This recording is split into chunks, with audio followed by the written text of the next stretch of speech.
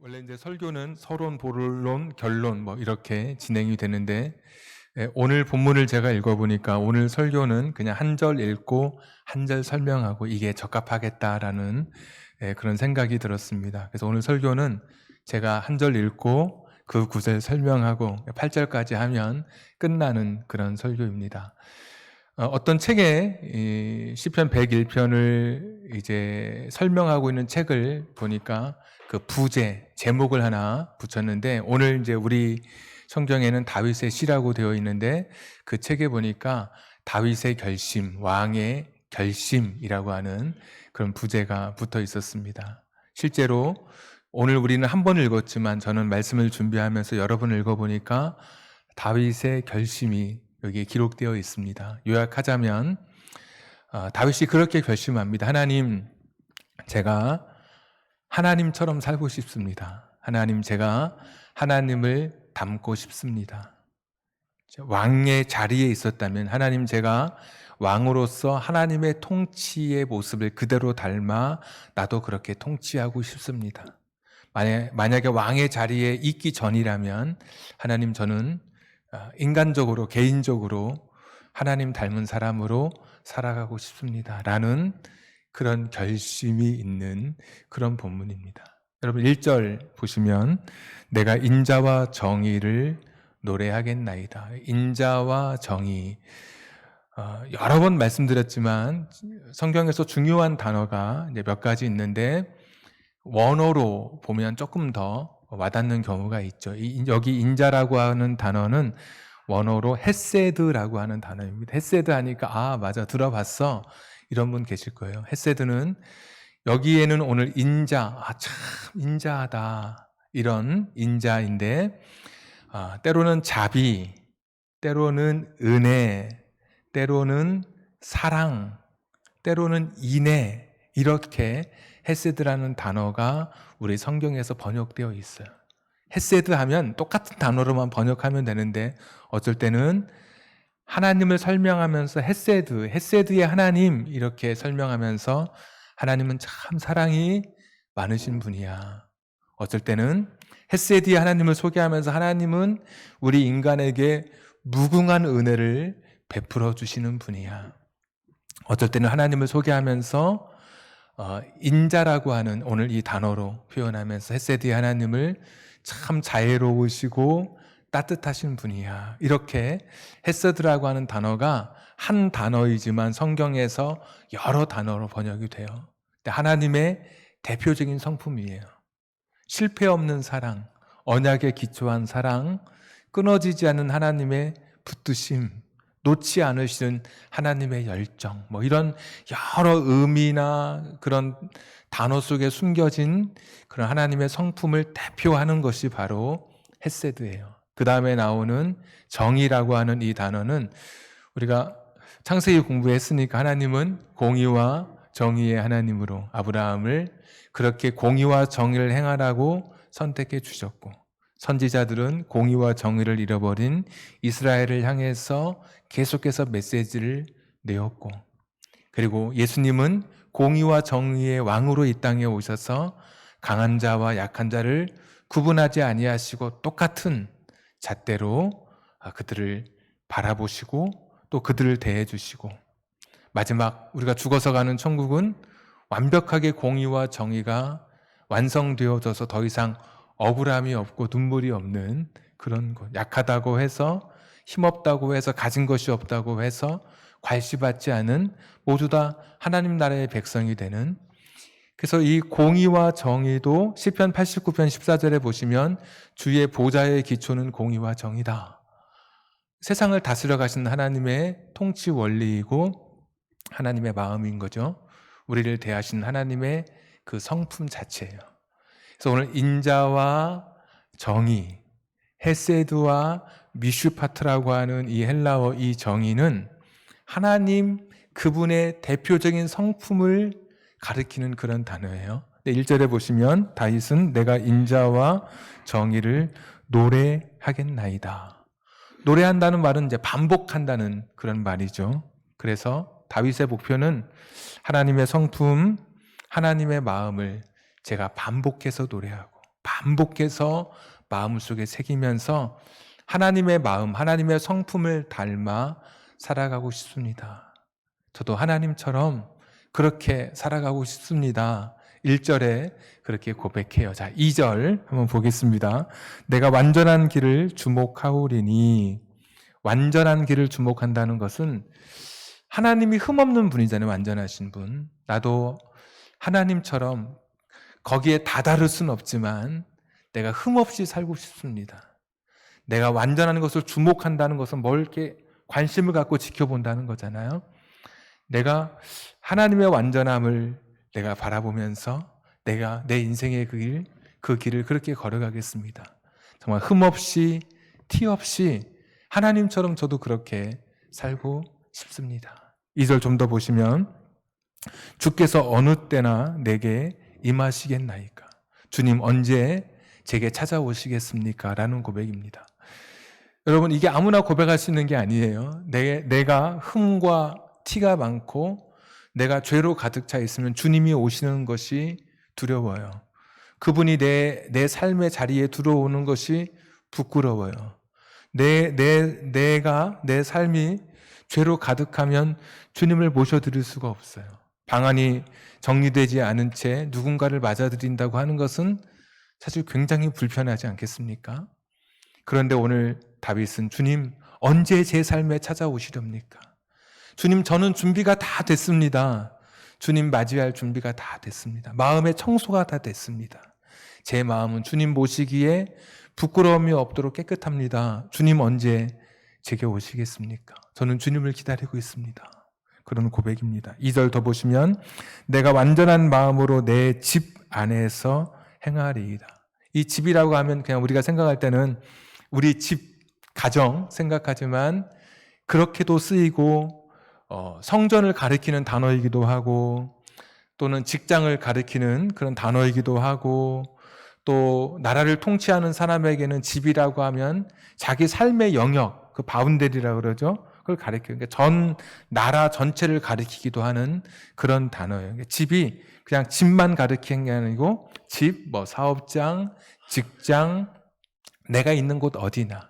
그러니까 오늘 다윗의 결심은 내가 하나님처럼 살고 싶은데 정말 티 없이 점 없이 내가 거룩하게 살고 싶습니다. 하나님, 내 마음속에 나는 하나님을 모실 수 있는 준비가 다 됐습니다. 나는 지금 내 자신을 깨끗하게 정화해서 주님을 모시려고 합니다.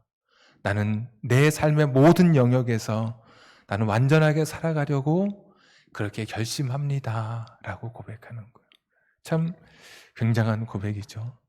좀 더 다윗의 결심을 살펴보시면 3절에 보시면 나는 비천한 것을 내 눈 앞에 두지 않고, 비천하다고 하는 것이 가치 없는 것 또는 악한 것, 불의한 것 이런 거예요.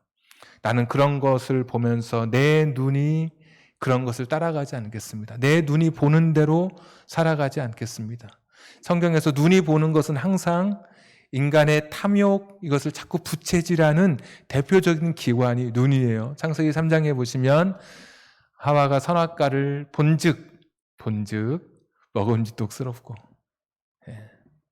부함직도 하고 지혜롭게 할 만큼 탐스럽기도 하고 보는 순간에 자신이 눈이 보여지는 대로 보는 대로 자신은 살지 않겠다라고 이야기하는 거예요.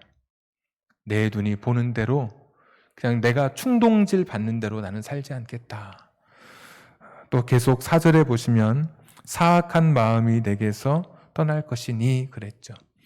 나쁜 마음을 갖고 살지 않겠다. 참 대단한 것 같아요. 이 다윗의 오늘 시편 101편을 읽어보면 그 시편 51편의 다윗의 침상을 눈물로 띄우는 자기 부인의 그런 기도만큼이나 시편 101편도 굉장한 다윗의 결심과 결단이 있어요. 나쁜 마음을 갖지 않고 내가 살아가고 싶습니다. 하나님, 제가 하나님 닮은 모습으로 살고 싶습니다. 제가 주님 모시기에 제 마음이 다 깨끗하게 준비가 됐습니다. 언제 오시겠습니까? 제가 주님을 내가 저의 삶의 영역에 모셔드리겠습니다. 내 눈이 보는 대로, 내 눈이 나를 충동질하는 대로 살지 않겠습니다. 내 마음이 악한 마음을 가진 채 살지 않겠습니다. 루터가 그런 이야기를 했어요. 새가 내 머리 위를 지나가는 것은 막을 도리가 없어요. 그러나 새가 내 머리 위에 집을 짓는 것은 우리가 막을 수 있는 것처럼 악한 생각, 나쁜 생각이 갑자기 내 머릿속에 떠오르는 것은 내가 막을 도리가 없다는 거예요. 그러나 그 악한 생각, 나쁜 생각이 내 마음속에 자리를 잡지 못하게는 할 수 있는 것이다. 루터가 그런 이야기를 했거든요. 오늘 다윗이 그런 이야기 하는 거죠. 나쁜 생각, 그런 악한 마음을 내 마음속에 두고 살지 않겠다라고. 순간순간 나도 모르게 깜짝 놀라게 나쁜 생각이 들 때가 있어요. 그러나 그 마음을 간직한 채, 그 마음을 가진 채 살지 않을 것이다. 내 생각이나 내 마음에 악한 것이 자리 잡지 않도록 나는 그렇게 살겠습니다. 이 다윗의 결단이고 결심이에요. 오늘 여러분, 이제 저도 포함해서 우리는 하나님 앞에 나는 어떻게 살면 될까? 아니면 오늘 다윗처럼 하나님 앞에 나의 결심을 한번 고백했던 적이 여러분 언제였습니까? 하나님 앞에 하나님 나 이렇게 살고 싶습니다. 그렇게 기도했던 적이 여러분 언제였던가요? 하나님 제가 하나님처럼 살고 싶습니다. 하나님의 성품을 닮아 살고 싶습니다. 내 눈이 보는 대로 살지 않고 내 마음이 원하는 대로 살아가지 않겠습니다. 여러분 언제 그렇게 한번 기도해 보셨습니까? 내 본성이 이끄는 대로, 내 자아가 이끄는 대로 살지 않겠습니다. 내 마음을 깨끗하게 주님 모셔드리도록 내 마음을 깨끗하게 물로 불로 씻었습니다. 주님 내 안에 오셔서 거하십시오. 주님 나와 함께 동행해 주십시오. 여러분 오늘 다윗의 이 부재 결심처럼 여러분 언제 한번 그런 기도, 그런 소원, 그런 마음을 가져보셨는지요? 언제 한번 여러분 하나님 앞에 여러분 자신을 내어놓고 우리들의 모습을 그렇게 주님 앞에 그대로 드러낸 채 섰던 적이 있으신지요? 신앙생활은 거창한 것 같지만 사실은 거창하지 않습니다. 이론도 아니고 신앙생활은 학문도 아닙니다. 신앙생활은 말 그대로 삶입니다. 삶. 내가 예수 믿기 이전과 예수님 처음 나의 구주로 영접했을 때 그때와 그리고 이제 예수님 믿은 지 오래된 나 한번 이 세 가지 때를 한번 비교해 보십시오. 내가 나의 삶이 얼마나 달라졌는지, 하나님을 나의 아버지로 고백하고 예수님을 나의 주인으로 고백한 나라면 성령님께서 내 안에 양심으로 또는 이성으로 환경으로 때로는 감정으로 때로는 누군가를 통해서 계속 나에게 깨달음을 주고 계신데도 하나님의 마음을 알게 하심에도 불구하고 지금 나의 삶은 얼마나 달라졌는지 한번 여러분 살펴보십시오. 오늘 이 말씀 앞에 그냥 이 말씀이 미사역으로 꾸밀 것도 없어요. 그냥 읽어가는 말씀 자체 하나하나가 우리 앞에 잘 닦여진 거울처럼 우리 자신을 돌아보게 만드는 거예요. 과연 나는 하나님 앞에 언제 한번 진지하게 진실로 내 자신의 내면을 내어놓고 섰던 적이 있는가? 나는 언제 하나님을 한번 그분의 성품을 구하고 하나님 마음에 합한 사람으로 살기 위해서 나는 내 자신을 쳐서 복종시키며 이렇게 구구절절 하나님 닮은 사람으로 살고 싶습니다. 주님 내 안에 오십시오. 제가 주님을 모실 준비가 됐습니다. 주님 언제 제 삶 속에 찾아오시겠습니까? 주님 언제 제 인생 속에 찾아오시겠습니까? 저는 준비가 되어 있습니다. 이런 고백을 언제 여러분 해보셨는지요? 주께서 오늘 내 삶에 찾아오실 때 주님 안 됩니다. 저 아직 준비가 안 됐습니다. 저 아직 부끄럽습니다. 주님을 제 주인으로 모시기에 제 삶은 너무 누추합니다. 근데 다윗은 오늘 자신의 삶을 하나님 앞에 내어놓고 하나님 닮고 싶다고, 하나님 닮은 사람으로 살아가고 싶다고 오늘 결심하고 기도하고 있습니다. 5절부터 나머지 8절까지의 이야기는 이런 이야기, 나는 이렇게 하나님 닮은 사람으로 살아갈 거야. 그런데 너희들은 이제 왕이라면 신하들을 향해서, 백성들을 향해서 일반인이라면 친구들을 향해서 누군가를 향해서 너희들은 하나님 닮은 사람으로 나는 하나님 닮은 사람으로 살아갈 텐데 너희들 역시 최소한 이런 삶은 살아야 돼. 너희들 하나님 믿는 백성이라면, 우리가 하나님을 믿는 예배 공동체라면 최소한 이런 삶은 살아가야 되지 않겠니? 그러면서 다윗이 사람들에게 지금 이야기하는 거예요. 5절부터. 5절에 이렇게 이야기해요. 자기의 이웃을 은근히 헐뜯는 자를 내가 멸할 것이요. 왕이라면 자기의 이웃을 은근히 헐뜯는 자는 자격 박탈, 승진 거부, 누락, 탈락 이런 표현인 것이죠. 만약에 친구 간의 관계라면 누군가를 은근히 헐뜯는 자는 친구 절교 이런 뜻이에요.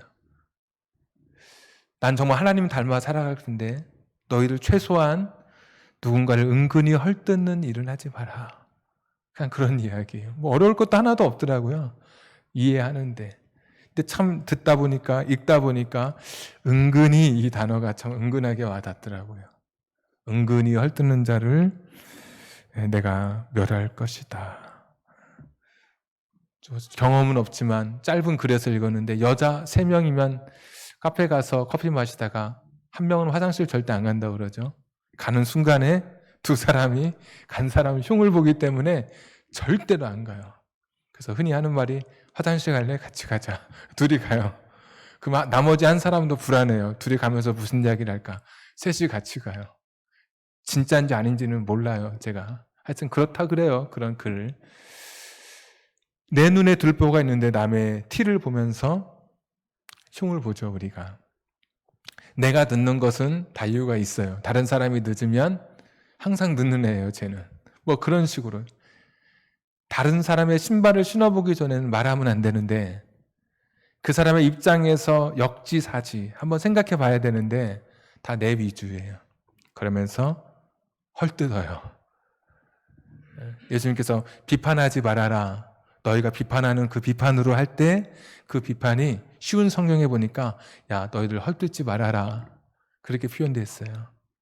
헐뜯지 마라. 은근히 헐뜯는 것은 하나님의 백성으로서 결코 어울리지 않는 삶이다 라고 이야기하고 있어요.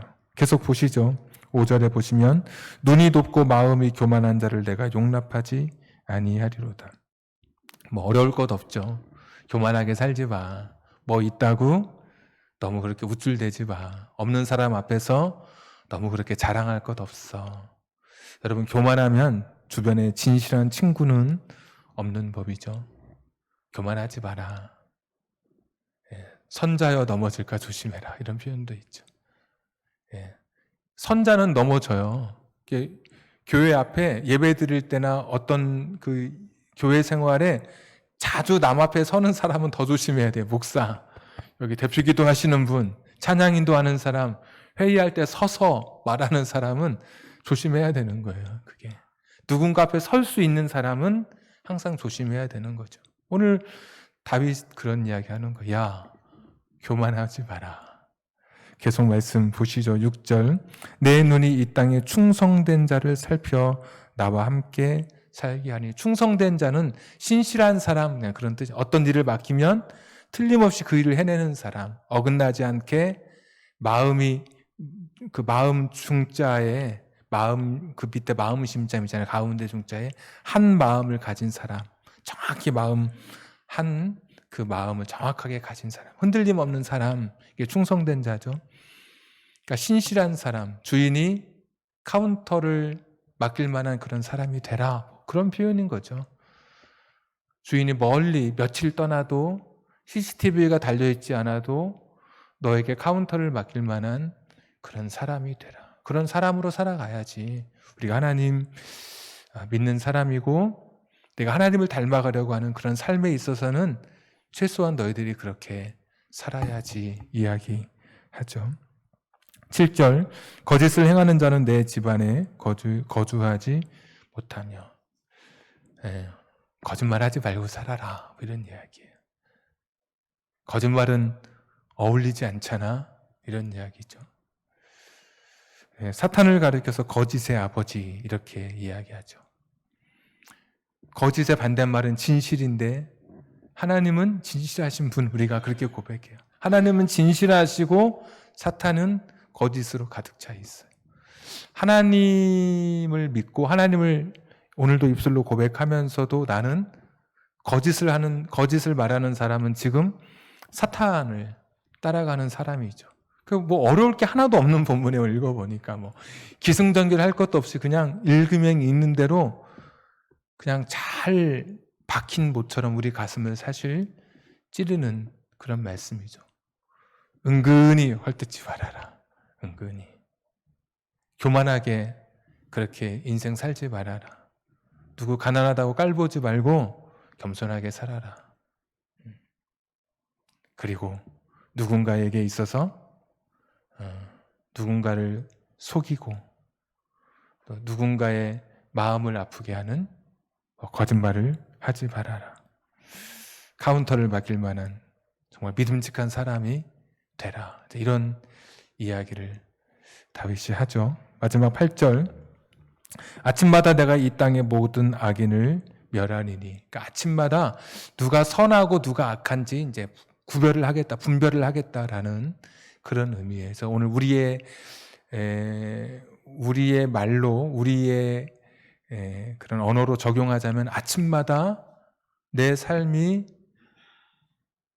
어제보다 더 나은 삶인지 늘 자기 자신을 점검해 가는 거예요. 나는 정말 하나님 닮은 사람인지 하나님 성품을 내가 지금도 그렇게 성품에 합당한 삶을 살아가고 있는지 아침마다 우리 자신을 거울에 비추어 봐야 되는 것이죠.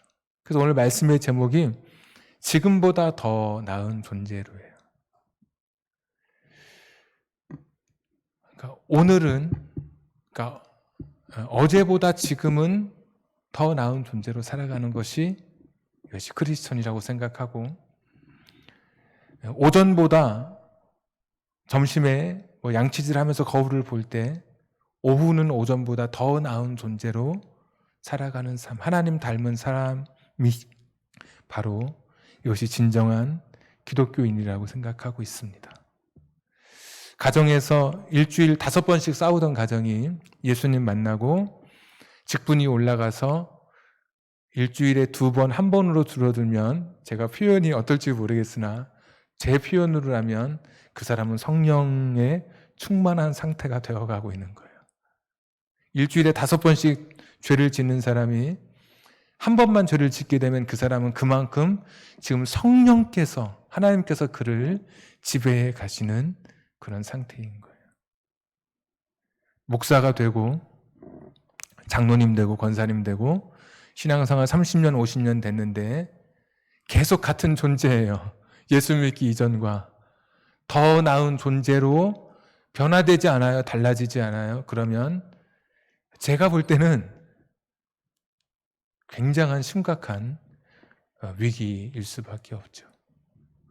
하나님 앞에 나는 더 나은 존재로 내가 날마다 내 자신을 쳐서 복종시키며 그분 앞에 서고 있는지, 오늘 어렵지도 않은, 나는 날마다 누군가를 은근히 헐뜯으며 살아가는지, 나는 누군가에게 지금 믿을 만한 사람이 됐는지, 나는 누군가에게 지금 거짓을 말하고 있는 것은 아닌지, 나는 혹시 교만한 사람은 아닌지 내가 나도 모르게 날마다 점검하면서 더 나은 존재로 내 자신이 조금씩 바뀌어져 가는 것이, 이것이 신앙생활이지 무슨 거창한 말로 표현하고 포장할 게 있을까요?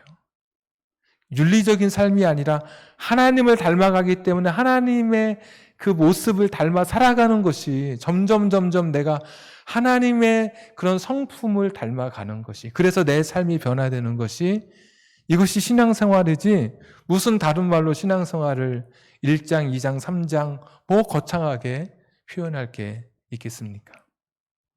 성경을 읽다 보면 멋멋의 아들 이런 표현들이 이제 종종 등장해요. 왜냐하면 성경 시대일 수도 있고 또 성경의 언어 자체가, 물론 이제 언어 자체가 그런 표현력이 없었겠지만 성경은 그 어떤 사물을 특징하고 그 어떤 본성을 드러내는 형용사가 그렇게 풍부하지 않아요. 뭐 반듯하다, 훌륭하다, 뭐 깜찍하다, 뭐 이런 표현들이 없어요, 성경에는. 그러니까 표현 자체가 되게 많지 않아요. 그 어떤 표현할 때. 그래서 어떤 사람이 성격이 과격하고 막 급진적이고 불같으면 우리는 불같은 성격, 막 급진적인 성격 그러는데 성경은 그런 표현을 못 쓰니까, 그 당시에는 그런 게 없으니까 용법 자체가 먼멋의 아들, 그래서 야고보와 요한을 가리켜서 우레의 아들, 천둥의 아들이죠. 팍팍 하는 것들은 갑자기 막 화를 내고 자기를 분노를 조절하지 못하고 어떤 불같은 성격. 예수님께서 니네는 보니까 니네 형제는 우레의 아들이다, 천둥의 아들이다. 그 표현은 그런 불같고 천둥처럼 급하고 이제 이런 것을 설명할 때 너는 불같고 급하고 과격하고 뭐 분노를 조절하지 못하고 이런 표현이 없기 때문에, 풍부하지 않기 때문에 천둥의 아들이다 그러면 다 이제 해결이 되는 거예요. 뭔 말인지 사람들이. 바나바와 같은 사람을 가리켜서 위로의 아들이다 그랬어요. 바나바는 둥글둥글한 거예요. 앞으로 해도 바나바고 뒤로 해도 바나바야. 이러나 저러나 다 둥글둥글해요, 사람이. 그러니까 바나바를 만나면 사람들이 다 편해요. 위로를 받고 마음이 푸근해지고 막 누그러지고 누군가 때문에 상처받았던 마음들이 눈 녹듯이 사라지고. 그러니까 넌 참 사람이 좋아 막 이렇게 표현을 해야 되는데 그게 안 되니까 위로의 아들 하면 되는 거예요. 야, 참 이런 사람이 그런 성품을 가지고 있구나. 이제 그런 면에서 보면 예수님을 가리켜서 하나님의 아들 이렇게 표현하죠. 당연히 하나님의 아들은 성부와 성자로서의 아버지와 아들의 관계예요. 그런데 그 당시에 예수님 시대의 사람들은 누구의 아들이라고 하면 아버지를 닮은 존재를 가리키는 거예요. 그러니까 이때도 이 사람 누구 아들이야 그러면 똑같네 그렇게 표현하잖아요. 이 당시 표현이 그런 거예요. 하나님의 아들 그러면 아버지와 우리가 생각하는 부자 관계도 있겠지만 떠나서 하나님의 성품, 속성, 하나님이 가지신 그 특별한 그 모든 것을 아들이니까 똑같이 갖고 있는 존재로 여겨지는 거예요. 사람으로 살아가셨고 누군가 상처 주지 않고 교만하게 살아가지 않고 괜히 누군가 은근히 헐뜯지 않고 그러니까 이유 없이 비방하지 않고 정말 하나님의 성품이 어떤 성품인지를 먼머의 아들의 그 표현대로 그대로 보여주신 거예요, 예수님이. 신앙인은 우리가 하나님의 아들이라고 할 때 그냥 아버지와 아들의 아버지 되신 하나님, 자녀 되신 자녀된 아들과의 관계를 넘어서서 성경적 표현대로라면 하나님 닮은 사람이 하나님의 아들인 거예요. 예수님은 하나님의 아들로 사신 거예요. 부자 관계도 맞지만 하나님의 성품을 그대로 간직한 채 살아가신 거예요. 그러니까 하나님의 아들이 맞는 거예요. 이는 내 사랑하는 아들이요 내 기뻐하는 자다. 이 표현은 인간의 표현처럼 아버지와 아들 관계를 사실 넘어서잖아요. 삼위일체라고 하는 것이 신비이긴 하지만 나의 성품을 그대로 가지고 있고 그대로 그걸 간직한 채 살아가는 그 삶을 하나님도 인정하는 내 사랑하는 아들이고 내가 기뻐하는 자다. 나의 성품을 그대로 가지고 있는 나의 마음을 알고 있는 사람이에요. 예수님이 그렇게 살아가셨다고요. 오늘 다윗이 꿈꿨던 다윗이 그렇게 소원했던 그 달라진 존재로의 그 결단, 결심 예수님은 그렇게 살아가셨어요. 이제 오늘 우리 앞에 우리의 결단만이 남아있는 거예요. 가정에서 나는 어떤 존재로 하나님이 살아가길 원하실까? 직장에서는 내가 어떤 존재로 살아가길 원하실까? 여러분 하나님 앞에 물어보셔야 돼요. 내가 교회 목사로서 나는 하나님 앞에 제가 묻기를 하나님 제가 목사로서 어떻게 살아가길 원하십니까? 저는 그렇게 물어야 되는 것이죠. 이거 물어보는 거예요. 하나님의 성품을 닮은 자로 살아갈 수 있도록. 그래서 말씀의 제목처럼 자꾸 더 나은 존재로 내 삶이 바뀌어야 되는 거예요. 어렵게 말하면 이게 성화 뭐 이런 표현도 쓰고 그렇죠. 내 삶이 성장하고 성숙되는 것이 이것이 믿음의 삶인 것이죠. 그러니까 분명히 어제보다 오늘은 더 나은 존재로 내 삶이 하나님과 닮아가야 되는 거예요. 이것이 오늘 우리의 기도여야 되죠. 이것이 내 삶의 거룩한 소원이어야 되죠. 순간순간 하나님, 내가 조금 전보다, 지금부터의 이 시간부터는 조금 전보다 더 나은 존재로 내가 변화되게 해 주시옵소서. 밤에 잠들 때에는 하나님, 은총 가운데 내일 아침에 내게 생명이 주어진다면 오늘 살았던 이 하루보다 내일은 더 멋진 존재로 살아가게 해 주시옵소서. 하나님 닮은 정말 하나님의 아들로, 그 아들로 살아가게 해 주시옵소서. 그 아들로 살았던 예수님처럼 나도 예수님처럼 살아가게 해 주시옵소서. 우리 찬송가 214장 부르고 우리 같이 한번 기도하겠습니다. 214장.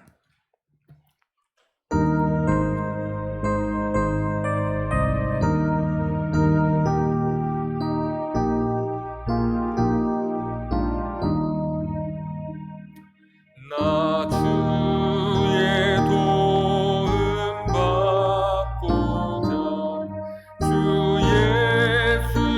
예수님께 빕니다.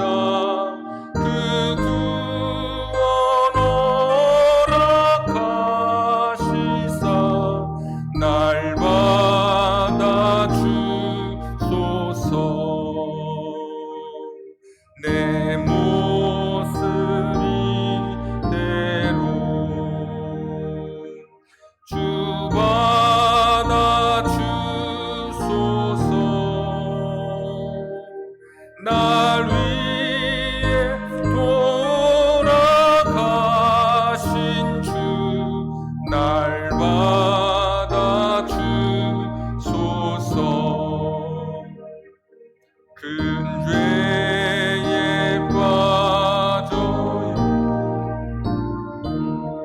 날 위해 피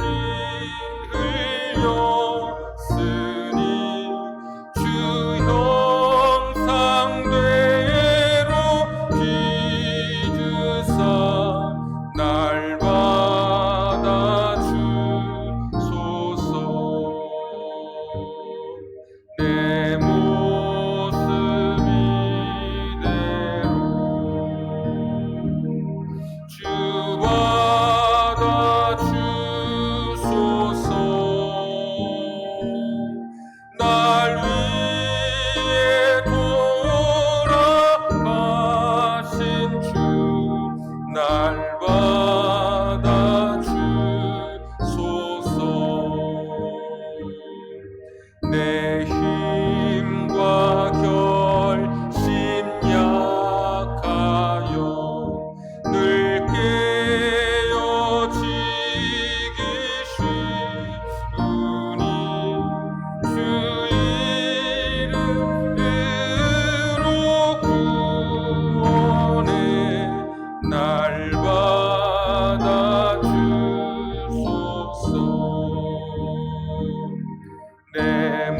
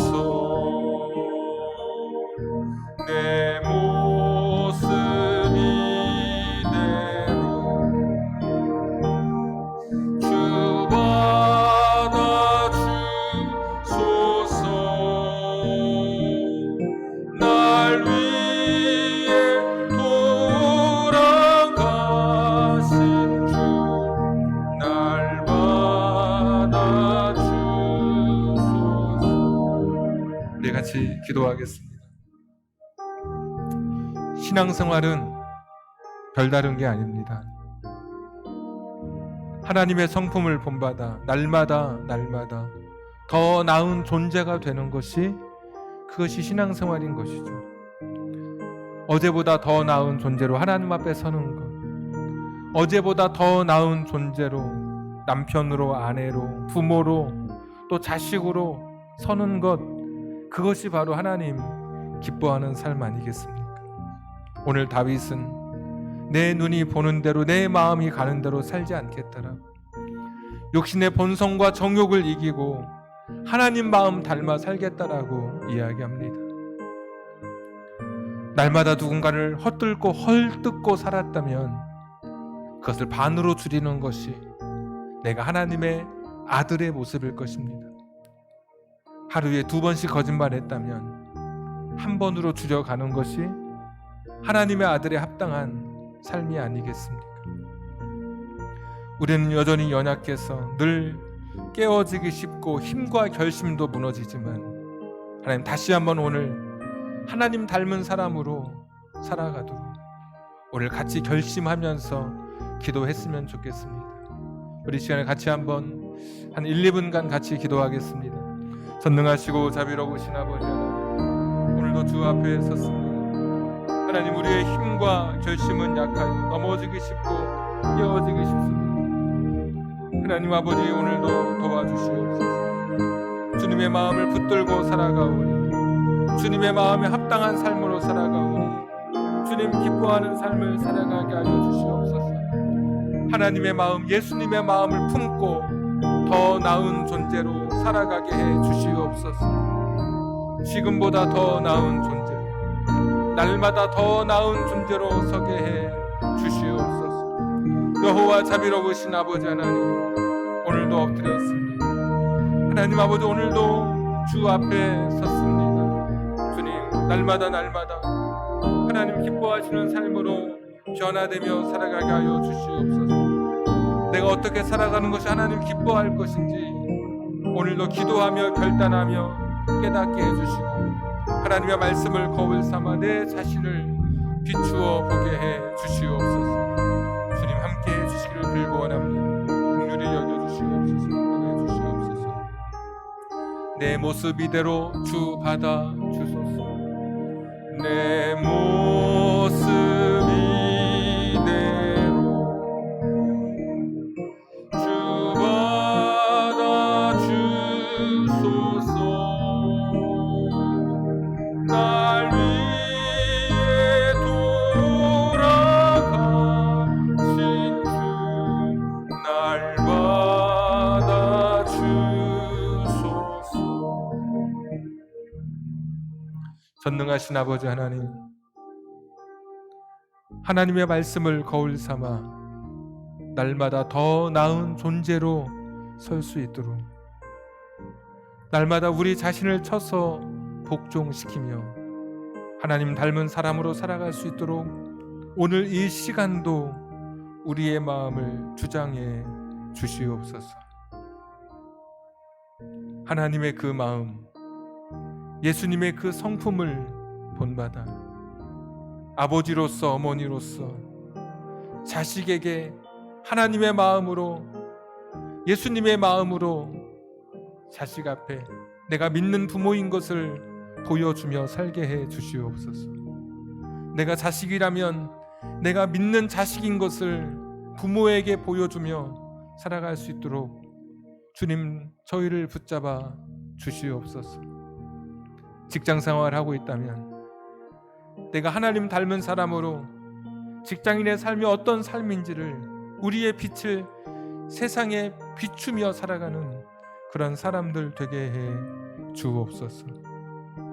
누군가를 헐뜯고 교만한 마음을 갖고 믿지 못할 사람이 되고 거짓말하면서 살았다면 날마다 내 자신이 조금씩 변화된 존재로 달라져 가게 하시고, 또 그렇게 살아가는 우리들 되게 해 주옵소서.